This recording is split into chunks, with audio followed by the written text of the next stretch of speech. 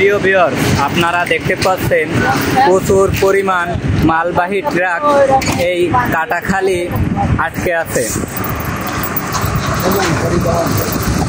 অনেক গাড়ি কিন্তু এখানে আটকে আছে, আপনারা দেখতে পাচ্ছেন প্রচুর গাড়ি।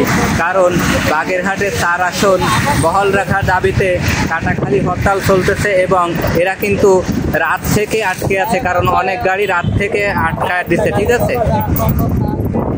অনেকেই এতক্ষণ গাড়ির ভিতর ঘুমিয়েছিল, হয়তো সন্ধ্যার পর এই গাড়িগুলো ছেড়ে দেওয়া হবে, কোনো গাড়ি আটকে রাখা হবে না। তবে 6টা থেকে 6টা পর্যন্ত কিন্তু হরতাল চলতেছে। আপনারা দেখতে পাচ্ছেন কিছু কিছু গাড়ি যাচ্ছে, কিন্তু ওইখানে যায় কিন্তু আবার আটকে যাচ্ছে, কোনো গাড়ি ছাড়া হচ্ছে না। যে গাড়িগুলো জরুরি অ্যাম্বুলেন্স এবং সরকারি যে গাড়িগুলো, এই গাড়িগুলো যেতে দেওয়া হচ্ছে। দেখুন প্রচুর গাড়ি আটকে আছে, আপনারা তখন থেকেই দেখতে পারতেছেন।